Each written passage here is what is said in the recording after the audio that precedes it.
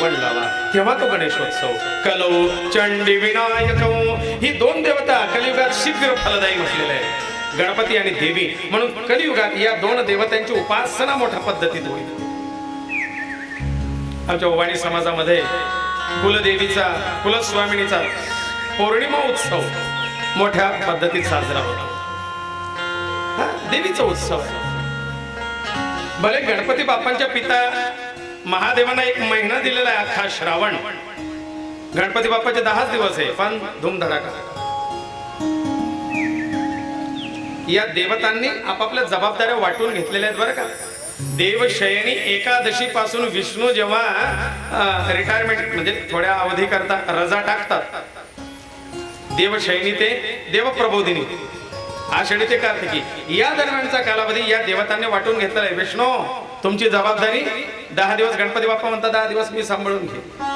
महादेव म्हणतात ठीक आहे महिनाभर मी सांभाळतो. लगेच नवरात्र. देवी म्हणते 9-10 दिवस मी सांभाळतो. विश्वेदेव पितृ ते म्हणतात 15 दिवस 15 आम्ही सांभाळतो. त्याच्या पुढे आश्विनाच्या पुढच्या 15 कुबेर आणि लक्ष्मी माता म्हणते पुढचे दिवस आम्ही, दिवाळीचा कालावधी कार्तिकाचा तो कालावधी आम्ही सांभाळू, पण नंतर तुमची जबाबदारी ऑन ड्युटी तुम्हालाच व्हायचं. बदली एवढं सांभाळू शकतो फक्त आम्ही. त्या देवतेच्या जागेवरती सृष्टीचं सृजनाचं पालन पोषणाच्या जबाबदाऱ्या सांभाळण्याकरता या देवतांनी हातभार लावलाय विष्णूंना. आणि अशा या गणेशाचं महत्व. स्वस्ति श्री गणनायकं गजमुखं मोरेश्वरं सिद्धिदं. मोरेश्वर बल्लाळं मुरुडं विनायकमहं चिंतामणिस्तेवरं. लेण्याद्री गिरिजात्मकं. गिरिजात्मक गिरिजेचा आत्मज ज्याला गिरिजात्मज म्हणतात, काही लोक गिरिजात्मक म्हणतात. लेण्याद्रीला विघ्नेश्वरम ओझरम. ओझर पुण्याच्या अलीकडे विघ्नेश, आपलं नाही हा. विघ्नेश्वरम ओझरम ग्रामे रांजण संस्थिते गणपती कुर्वन्तु वो मंगलम. हे अष्टप्रधान विनायक आमच्या सगळ्यांचं कल्याण करो अशी प्रार्थना आहे. म्हणजे 8 प्रधान विनायक आहे, अष्टप्रधान. कोणकोणते तुमचे आले का लक्षात? पहिला मयुरेश्वर, त्याला कोणी मोरेश्वर असं म्हणतात. मोरगावचा मोरेश्वर लई मोठं मंदिर, 18 पायरी हो, 18 पायरी हो आहे ना. तो मोरगावचा मोरेश्वर आहे. दुसरा हा मोरेश्वर मोरगाव कुठे आला? रायगड जिल्ह्यात आहे. दुसरा गणपती येतो सिद्धिविनायक. सिद्ध टेक. टेक म्हणजे टेक बुवा असं टेक बुवा, थोडे टेक करून घेतले बुवा आहे ना. काय करतं नंदा जावा येतं नावर टेक करले. ती टेक का नाही. टेक म्हणजे प्रार्थना, प्रतिज्ञा म्हणजे टेक. टेक राहिली पाहिजे त्यांची, वर्चस्व. तो सिद्ध टेक जिथे प्रार्थना प्रतिज्ञा ही सिद्ध झाली तो सिद्ध टेक. सिद्ध टेकला हा सिद्धिविनायक आहे. हे सुद्धा पुणे जिल्ह्यात आहे. तिसरा गणपती आहे वरद विनायक. महड मड नाही बरं, महड. आणि हे महड रायगड जिल्ह्यात आहे. या ठिकाणी हा गणपती आहे. चौथा आहे चिंतामणी थेऊरचा. चिंता करी चिंतामणी. आवडले काय चिंता करता? सगळी चिंता त्या चिंतामणीवरती सोडा. चिंता करी चिंतामणी. तुझी चिंता क्षणाक्षणाला आहे त्या चिंतामणीला. चिंता करी चिंतामणी. हा चिंतामणी थेऊरला आहे. हे सुद्धा पुणे जिल्ह्यात आहे. पाचवा आहे विघ्नहर ओझर पुणे जिल्हा. सहावा गणपती आहे गिरिजात्मज लेण्याद्री पुणे जिल्हा. सातवा गणपती महागणेश रांजणगाव ग्रामे रांजण संस्थितो गणपती पुणे जिल्हा. आणि आठवा गणपती आहे नाही बल्लाळेश्वर. आठवा गणपती आहे बल्लाळेश्वर पाली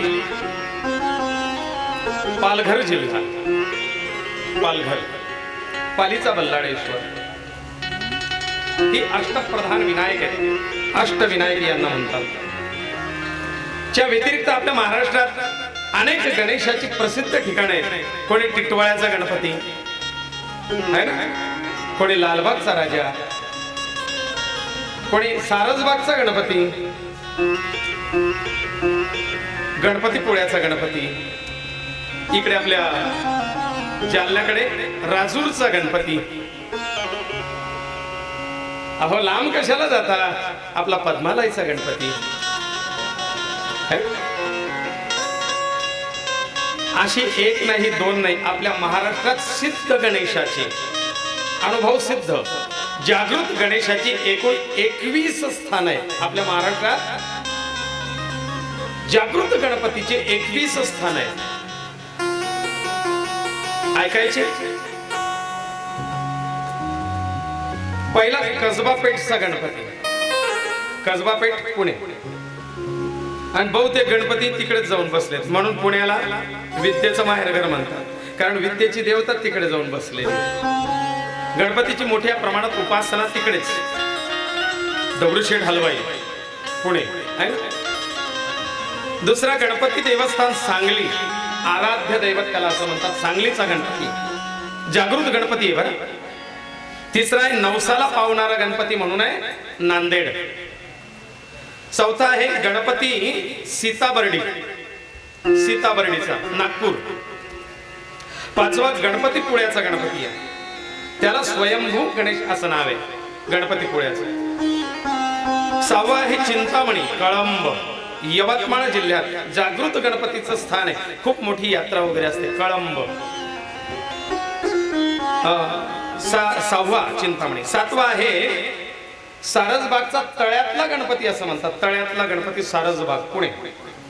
आठवा आहे दशभुज गणपती 10 हातांचा हेदवी गुहागर नावाचं जे राज्य आहे गुहागरला. नववा आहे बल्लाळ.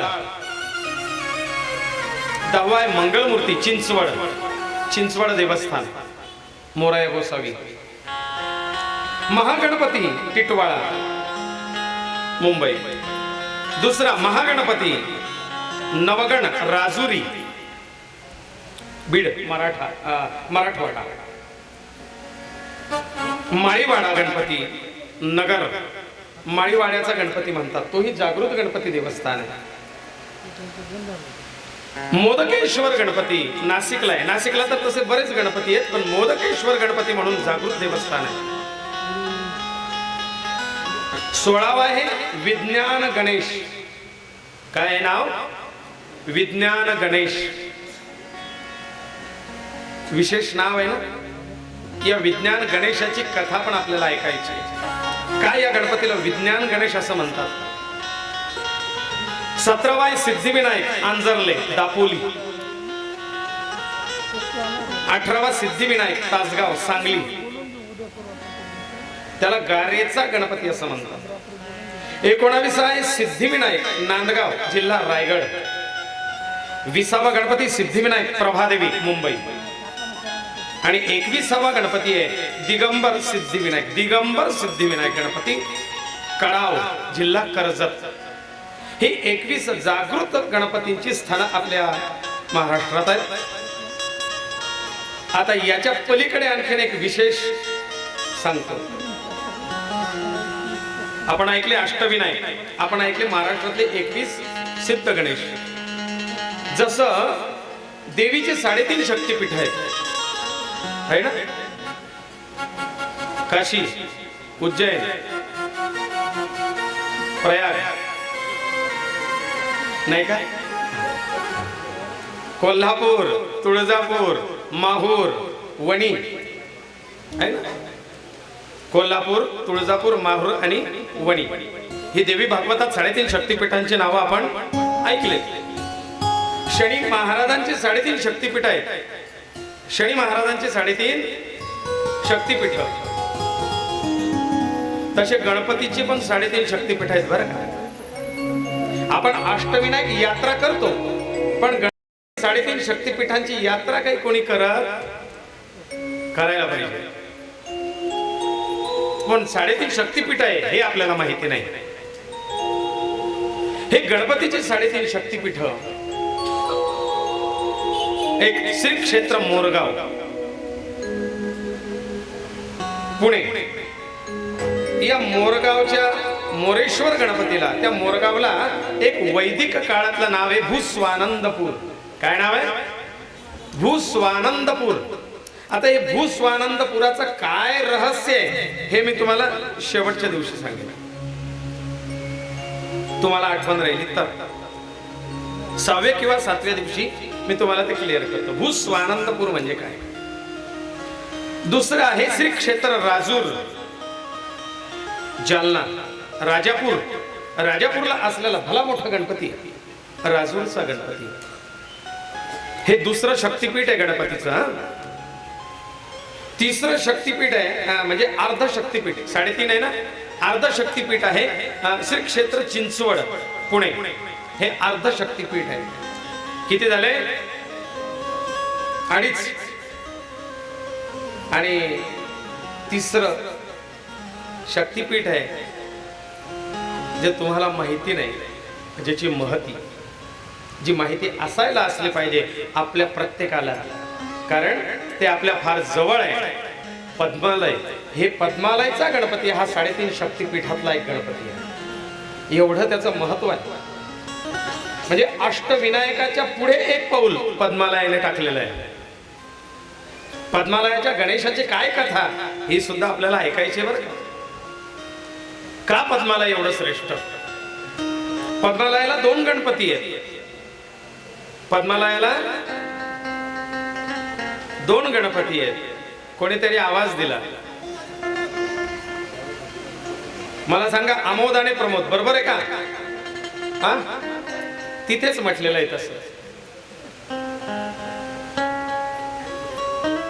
पण त्यांची नावं वेगळी, त्या गणपतींची नावं वेगळी. त्यांना म्हणतात लोक आमोद आणि प्रमोद. मोदश्चैव प्रमोदश्च सुमुखो दुर्मुखस्तथा अविघ्नो विघ्नकर्ता च षडेते विघ्ननायका. षड विघ्न विनायक सांगितलेले. विघ्न विनायक 6, अष्टविनायक 8, तसे विघ्न विनायक 6. ते विघ्न विनायकांमध्ये मोदश्चैव प्रमोदश्च सुमुखो दुर्मुखस्तथा अविघ्नो विघ्नकर्ता च षडेते विघ्ननायका. हे 6 विघ्न विनायक आहेत. आणि मूळ पद्मालयाचे जे 2 गणपती आहेत ना, त्यांचं गणेश पुराणामध्ये, मुद्गल पुराणामध्ये नाव वेगळं दिलेलं आहे. काय ते त्यांच्याच कथेत ऐकू आपण. असे ही 3.5 शक्तिपीठ. कलियुगात सिद्धी देणारा, लवकर सिद्ध होणारा देव म्हणजे गणपती हा सांगितलेला आहे. त्याच सिद्ध विनायकाचा हा ग्रंथ आहे. याला गणेश पुराण असं म्हणतात. गणेश पुराण हा ग्रंथ 2 भागामध्ये विभागला गेलेला आहे. गणेश पुराणाच्या एका भागाला उपासना खंड म्हणतात आणि दुसऱ्या भागाला क्रीडा खंड असं म्हणतात. एक भाग उपासना खंड आणि दुसरा क्रीडा खंड. आता उपासना खंडामध्ये साधारण 93 अध्याय आहेत आणि क्रीडा खंडामध्ये 155 अध्याय येतात. क्रीडा खंडामध्ये गणेशाच्या सगळ्या लीला आहेत आणि उपासना खंडामध्ये गणपतीची उपासना कशी करावी हे सगळं सांगितलेलं आहे.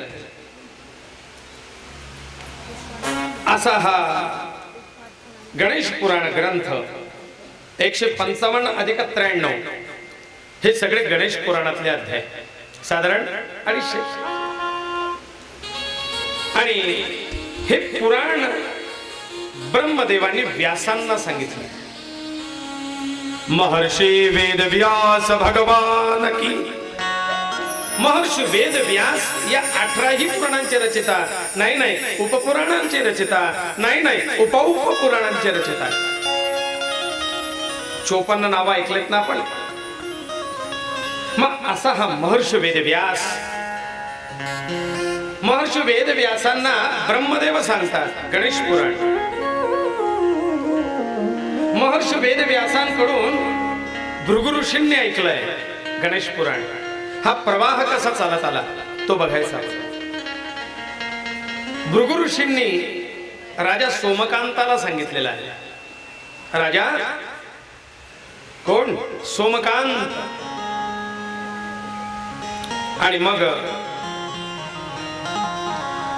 ही कथा जन उद्धारासाठी, जन कल्याणार्थ मग प्रचारित आणि प्रसारित केली गेली.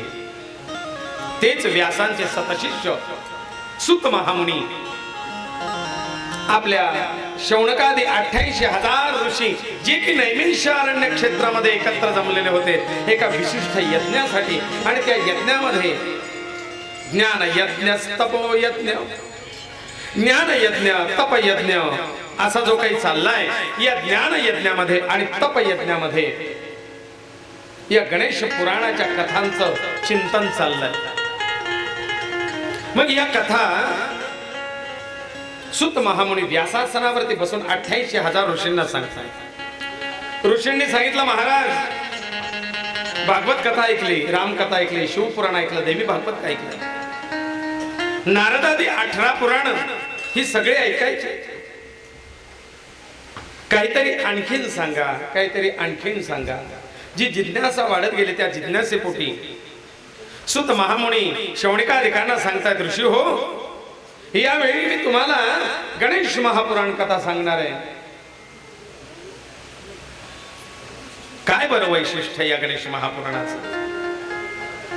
ते सांगतात की तुमची जिज्ञासा पाहून मला एक विशेष पुराण सांगावंसं वाटतं, जे आहे उपपुराणांमध्ये, परंतु त्याची महती अत्यंत श्रेष्ठ आहे. एकदा नैमिषारण्ये ऋषया शौनिकादया प्रपुच्छुर्मुनया सर्वे सुतं पौराणिकं खलु. एकदा नैमिषारण्यामध्ये 88,000 ऋषी एकत्र बसलेले असताना सुत महामुनी त्यांना ह्या गणेश पुराण रूपी ग्रंथाचं विवेचन करून सांगताय. नमस्तस्मै गणेशाय ब्रह्म विद्या प्रदायिने.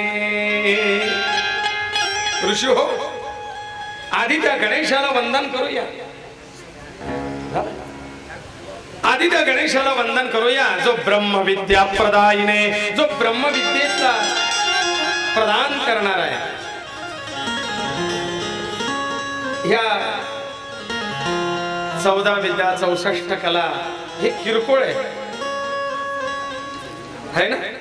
64 कला आणि ह्या विद्या किरकोळ आहेत, पण याच्याही पलीकडे जी विद्या आहे ना ती ब्रह्मविद्या आहे. ही ब्रह्मविद्या प्रदान करण्याचं सामर्थ्य ज्या गणेशात आहे. नमस्तस्मै गणेशाय ब्रह्मविद्या प्रदायिने यस्यागस्त्यायते नाम विघ्न सागर शोषणात. जसं अगस्त्य ऋषींनी एका आचमणीत, एका ओंजळीत सगळा सागर शोषून घेतला होता, सगळा समुद्र पिऊन टाकला होता, तसा ज्याचं नाव घेतलं तर पापांचा अख्खा सागर आटून जातो, असा तो विघ्न विनायक. त्याची कथा मी तुम्हाला सांगतो म्हणलं. आणि मग व्यास ऋषींना ब्रह्मदेव सांगतात आणि सुत मुनी शौनिकादिकांना सांगतात. त्याचंही दर्शन आपल्याला करायचं आहे. महर्षि वेदव्यास भगवान की, सुत महामुनी भगवान की, गणपति बाप्पा मोरया. मंगलमूर्ती आणि श्री गजानन जय गजानन मंगलमय मूर्ती ओम गजानन जय गजानन मंगलमय मूर्ती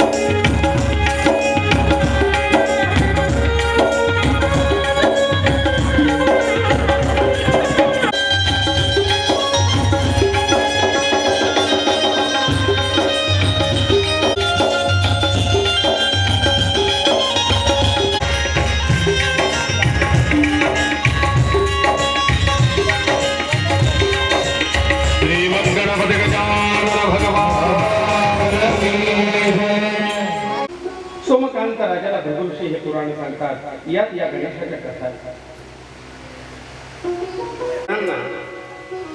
जीवनातील समस्यांना कमी करण्यात आपला पुरुषार्थ ज्या वेळेला कमी पडायला लागतो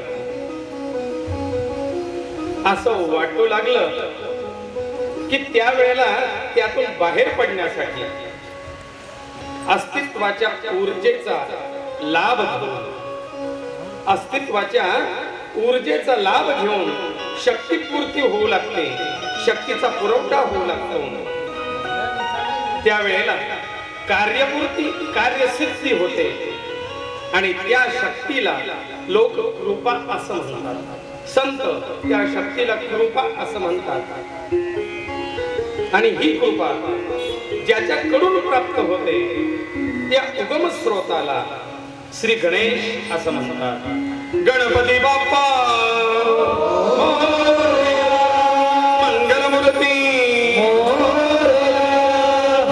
आणि म्हणून गणेशाची कृपा प्राप्त करून घेण्याकरता आपल्याला ही 7 दिवसाची कथा श्रवण करायची ऋषी हो हा पुरुषार्थ आपला ज्या दिवशी कमी पडायला लागतो त्यावेळेला त्याच्या कृपेची नितांत आवश्यकता भासते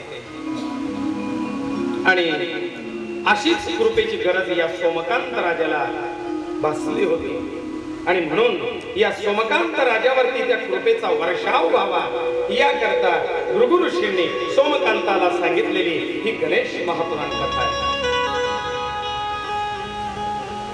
शौनिकाधिकांकडनं प्रश्न विचारला गेला गुरुवारे राजा सोमकांत त्याला काय गरज भासली कृपेची सगळं काही असेल त्याच्याकडे पैसा फेकून तमाशा देतो मग तो जर राजा होता तर त्याला काही गोष्टी असाध्य होत्या म्हणले हो सगळ्याच गोष्टी पैशाने आणि व्यवहाराने होत नसतात ऐक सौराष्ट्र नावाच्या देशामध्ये देवनगर नावाची एक नगरी आणि या देवनगराचा राजा हा सोमकांत आहे नाव बघा काय हा चंद्रकांत चंद्रकांताने प्रश्न विचारला सोमकांतांना चरित्र सांगावं नाव आहे राजाचं सोमकांता. सोम म्हणजे चंद्र, तोच चंद्रकांत, तोच सोमकांत. चंद्राप्रमाणे ज्याची कांती आहे, स्वच्छ, शुभ्र, शीतल, गौरवर्णाचा, सुंदर असं सौंदर्य ज्या राजाचं आहे. राजा आहे म्हटलं म्हणजे पराक्रमी पण आहे. तरुण रूप संपन्न सुकुमार महाबल. तरुण आहे, रूप संपन्न आहे, सुकुमार आहे, तेजस्वी आहे, सुंदरता आहे, बल आहे, सामर्थ्य आहे, पद आहे, प्रतिष्ठा आहे, सगळं काही आहे राजाकडे. आणि या राजाची एक पत्नी, तिचं नाव आहे सुधर्मा. काय नाव आहे?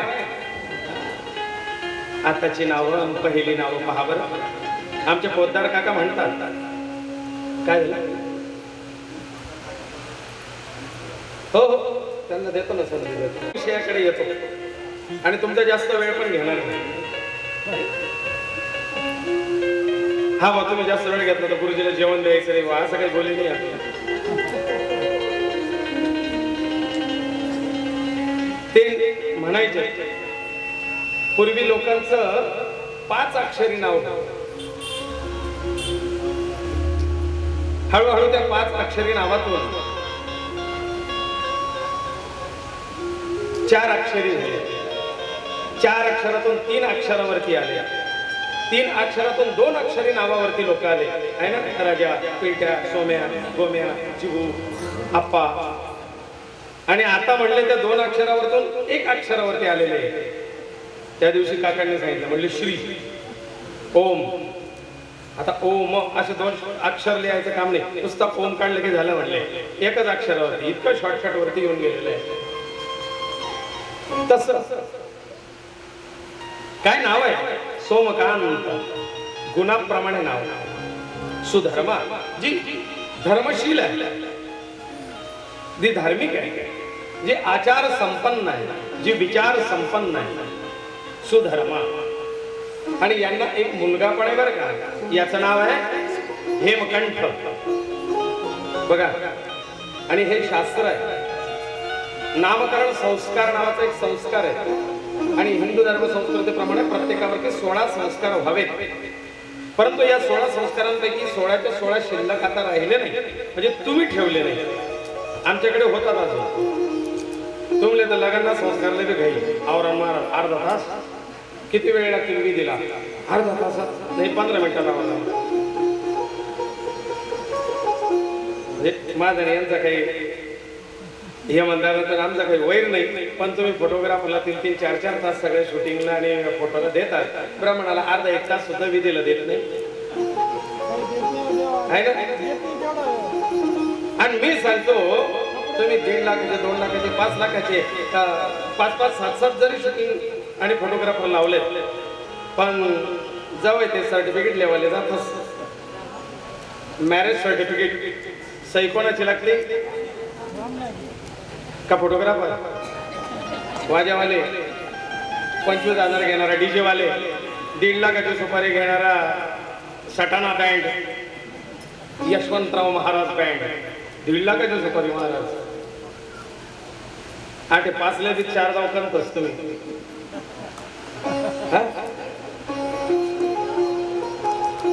पण सही साक्षीदार यालाच देवाग्नी द्विज सन्निधौ. शास्त्र असं सांगतं. विवाह संस्कारामध्ये शब्द आहे, या वर आणि वधू यांचा पाणीग्रहण संस्कार आहे. याला देवाग्नी द्विज सन्निधौ. देव, अग्नी आणि ब्राह्मण यांच्या साक्षीने आम्ही दोघं एकमेकाच्या जीवनात आयुष्यभराकरता स्वीकार करतोय. याला साक्षी कोण? हा देव, हा ब्राह्मण आणि हा अग्नी. बाकी ना गोडावाला बी पंगत, पहिला पंगतले जिलेस आणि पैजास.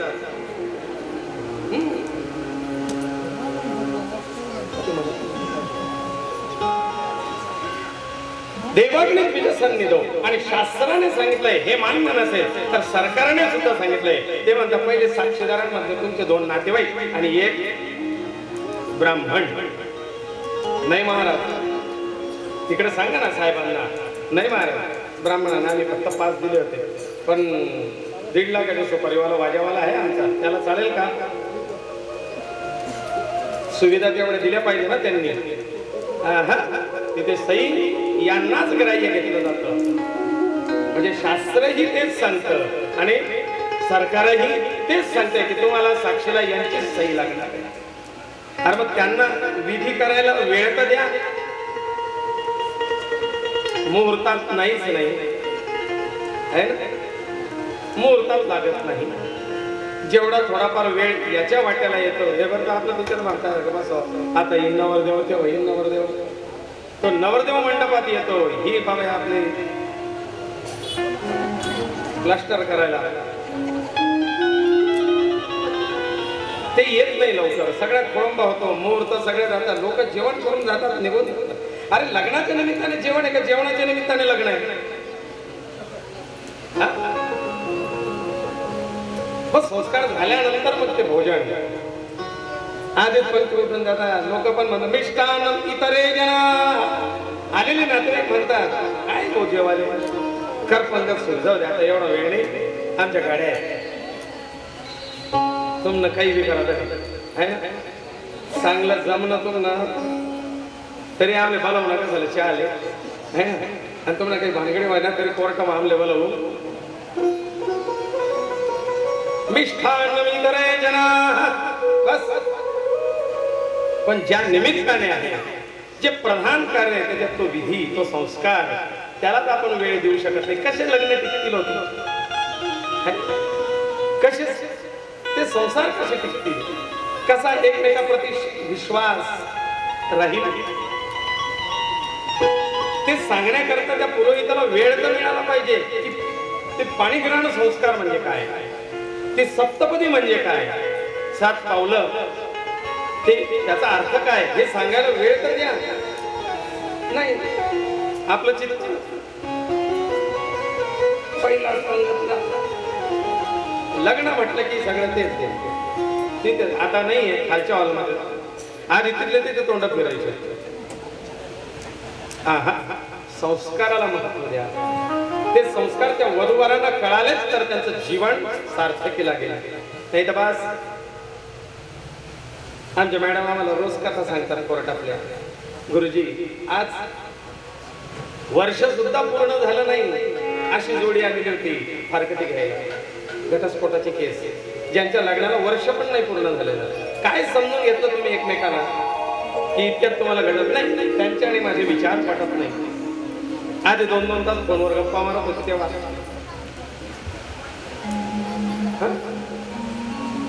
तिकडे नगर जिल्ह्याकडची मी एक व्हॉट्सअपला बातमी वाचली. मराठा समाजाने खूप सुंदर पाऊल उचललं की लग्नाची नियमावलीच ठरवून घेतली.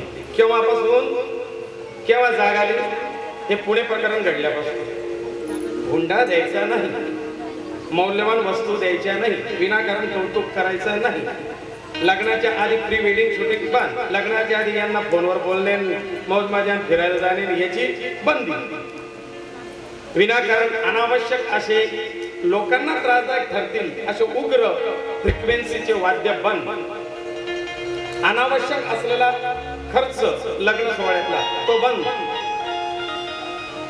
अशा अनेक नियम. मुहूर्ताचं पालन करायचं, वेळेत लग्न लावायचं, नातेवाईकांनी गिफ्ट आणि त्या वस्तू देण्यापेक्षा आर्थिक सहकार्य करा त्या व्यक्तीला वगैरे वगैरे असे नियमावली छान सुंदर करा ना. काहीतरी परिवर्तन बरे आमले नका बनवा, तुम्हाला लाईलेच जा, पण काहीतरी करा बदल.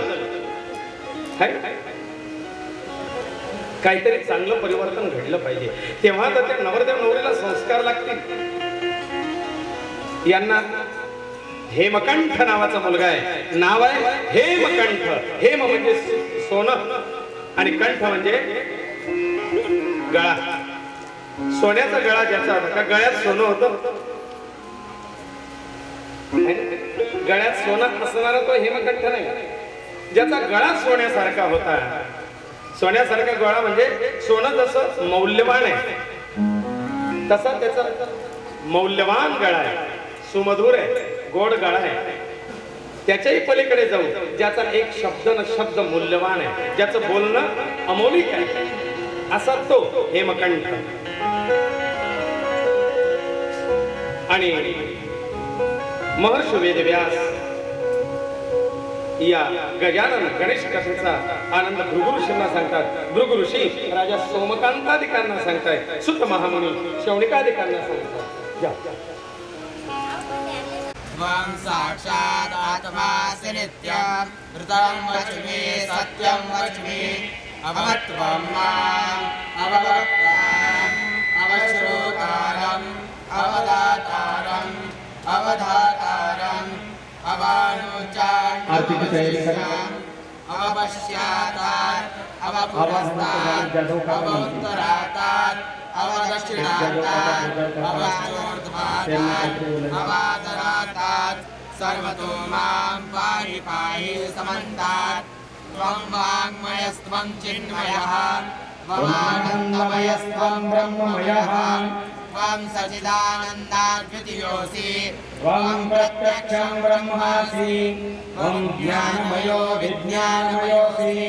सर्वं जगदिदं त्वत्तो जायते सर्वं जगदिदं त्वत्तस्तिष्ठति सर्वं जगदिदं त्वयि लयमेष्यति सर्वं जगदिदं त्वयि प्रत्येति. त्वं भूमिरापो नलो निलो नभः त्वं चत्वारि वर्षाणि त्वं गुणत्रयातीतः त्वं देहत्रयातीतः त्वं अवस्थात्रयातीतः त्वं कालत्रयातीतः मूलाधारस्थितोऽसि त्वं शक्तित्रयात्मकः त्वं योगिनो ध्यायन्ति नित्यं. त्वं ब्रह्मा त्वं विष्णु त्वं रुद्रः त्वं इन्द्रः त्वं अग्निः त्वं वायुः त्वं सूर्यः त्वं चन्द्रमाः त्वं ब्रह्मभूर्भुवस्वरूपः.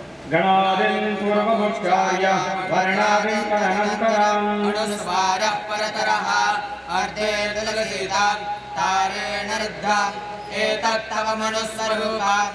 ककारः पूर्वरूपात् अकारो मध्यमरूपात् अनुस्वारश्चान्तिरूपात् बिन्दूर्तररूपात् नादः सन्धानात् स्वगोदासन्धिः सैषा गणेशविद्या. गणकऋषिः द्विचुरगायत्री छन्दः गणपतिर्देवता. ॐ गणपतये नमः. एकदन्ताय विद्महे वक्रतुण्डाय धीमहि तन्नो दन्तिः प्रचोदयात्. एकदन्तं चतुर्हस्तं पाशमङ्कुशधारिणं रथं च वरदहस्तैर्बिभ्राणं मूषकध्वजं रक्तं लम्बोदरं शूर्पकर्णकं रक्तवाससं रक्तगन्धानुयुक्ताङ्गं रक्तपुष्पैः सुपूजितं वक्त्राकङ्कणं देवं जगत्कारणमच्युतम्. आविर्भूतं च सृष्ट्यादौ प्रकृते पुरुषात् परम्. एवं ध्यायति यो नित्यं स योगी योगिनां वरः. नमो प्राणपतये नमो गणपतये नमः प्रबलपतये नमस्ते अस्तु लम्बोदराय एकदन्ताय विघ्ननाशिने शिरसूताय श्रीवरदमूर्तये नमो नमः.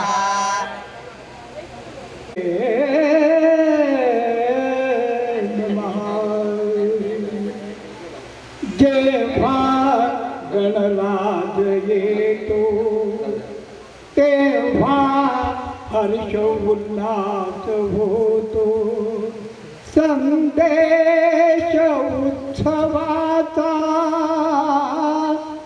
भाद्रपद मास देतो. जेव्हा गणराज येतो ढोलाचा ढमढमाट ताशांचा तडतडाट वाद्याच्या गजरात वाजते गाजत येतो. जेव्हा गणराज येतो. लोकमान्य टिळकांनी चालू केलेला गणेश उत्सव आज लोकमान्य टिळकांच्या डोक्यावर पगडी होती आणि त्यांचा पगडा होता हिंदू धर्मावर. तसं आमच्या श्याम महाराजांच्या डोक्यावर पगडी आहे म्हणून आज त्यांच्यावर गणेशाचा पगडा आहे. आपण या ठिकाणी हा कार्यक्रम कशाकरता करतो. आमच्या स्वर्गश्री कमलताई आज स्वर्गवासी झालेल्या आहेत. पण त्यांच्या आठवणीला उजाळा देण्यासाठी हे 5वं वर्ष आपण उत्सव साजरा करत. आत्ताच आमचे दोस्त पायी पायी जाऊन आले, पंढरपूरला वारी केली. आमच्या नशिबात वारी नाही, तुम्हीच आमचे पांडुरंग, आम्हाला दर्शन द्या बाबा. यांनी वारी केली, आमच्या नशिबात वारी नाही. आमच्या नशिबात काय सांगा? तुमच्या विश्वात वारी आहे.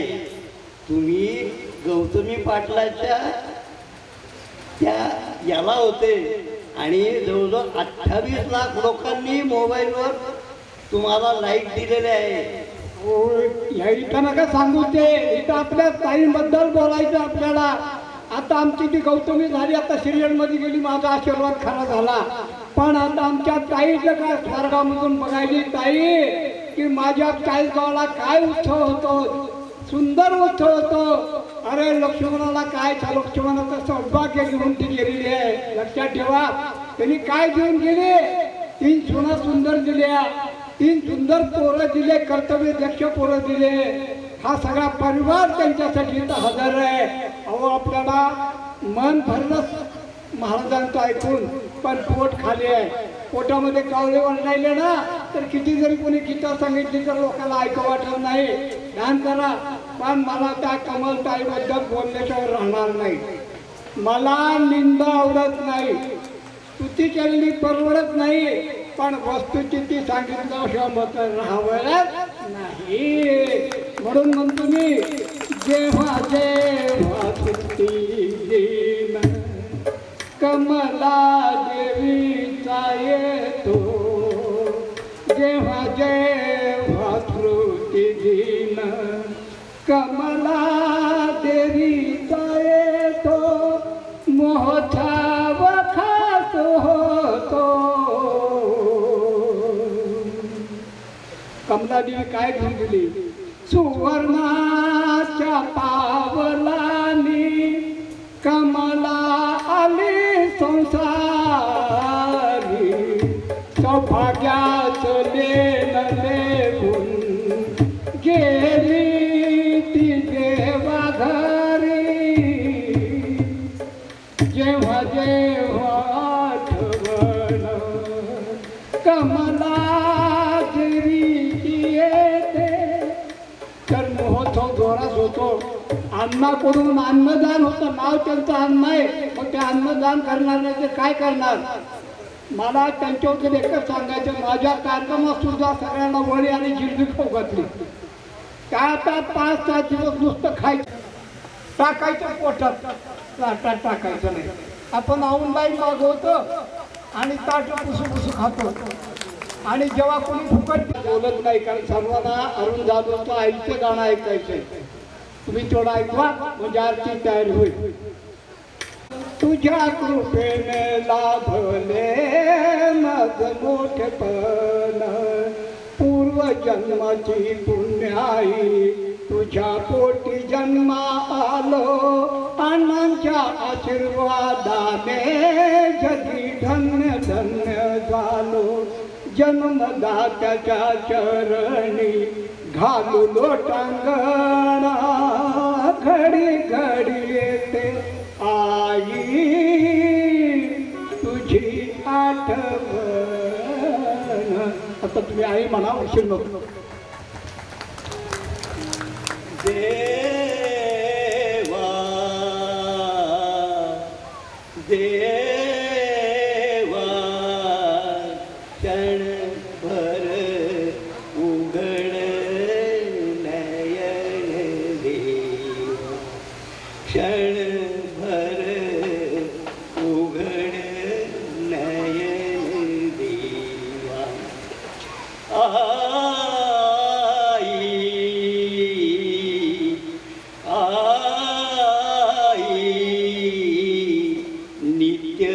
स्मरण होई क्षणोक्षणी पुण्य स्मरण होई. निर्मल प्रेमळ निर्मल प्रेमळ कमल माऊली, कल्पवृक्षाची जणू सा माया ममता प्रेम जिव्हाळा दिसे ठाई ठाई होई क्षणोक्षणी पुण्य स्मरण होई चंदना परी देह झिजविला चंदना परी देह झिजविला मानव जन्म सार्थक केला तुझ्या कीर्तीच्या सुगंधाने मन मोहून जाई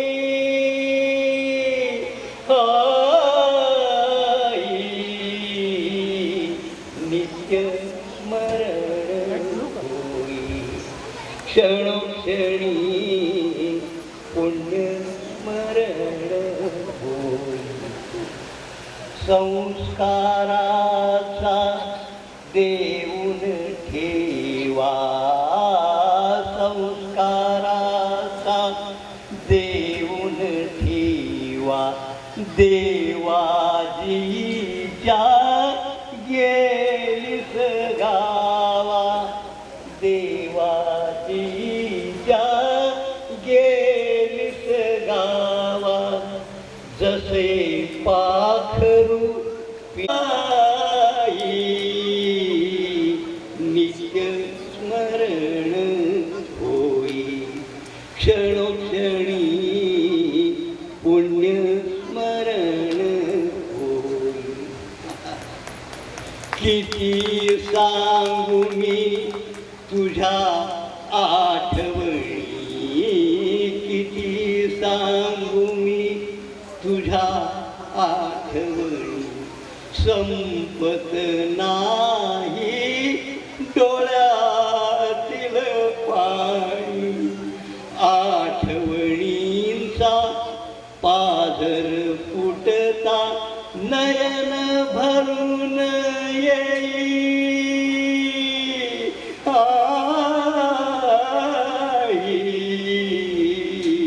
नित्य स्मरण होई क्षणोक्षणी पुण्य स्मरण होई जन्मभर तू केलीस भक्ती जन्मभर तू केलीस भक्ती स्वर्गामध्ये तुझ लाभेल मुक्ती स्वर्गामध्ये तुझ लाभेल मुक्ती राम कृष्ण हरी महामंत्राने जीवन सार्थक होई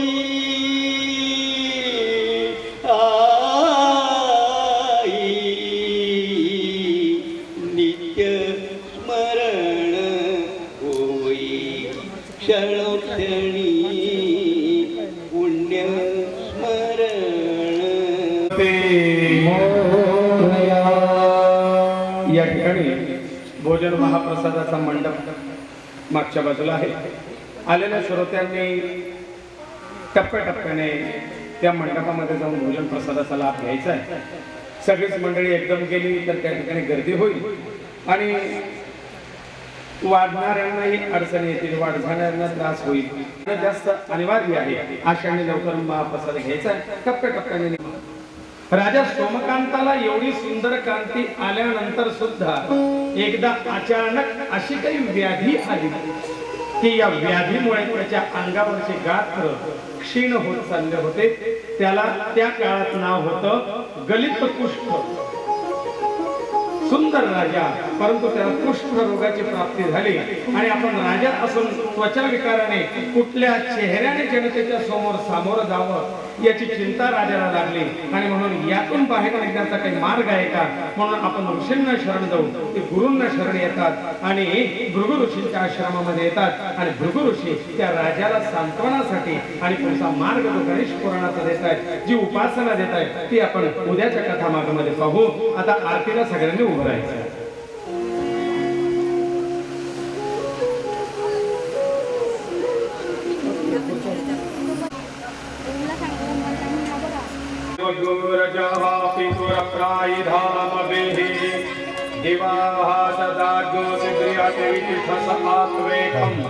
वर्तते तमः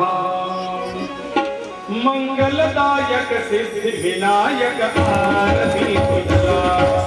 मंगलदायक सिद्धि विनायक आरती तुझा.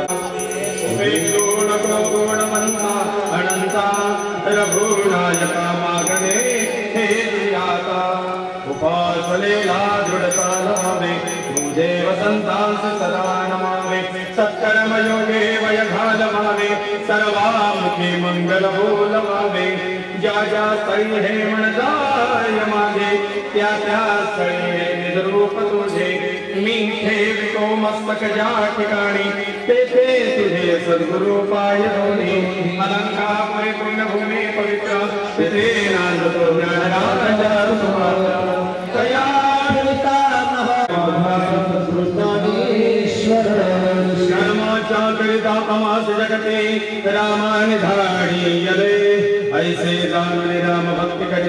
ऐश्वर्य हे लाभले आता धर्म सख्या तुझ्या पुढती सर्वे भद्राणि पश्यन्तु मा कश्चित् दुःखमाप्नुयात् पिता माता बंधू तुझ विना असे कोण मजला बहु मी अन्यायी परिसकलही लाज तुझला न जाने मी काही जप तप पूजा साधन मिती कृपा दृष्टी पाही शरण तुझ आलो गणपती गणपती बाप्पा मूर्ती सगळ्यांनी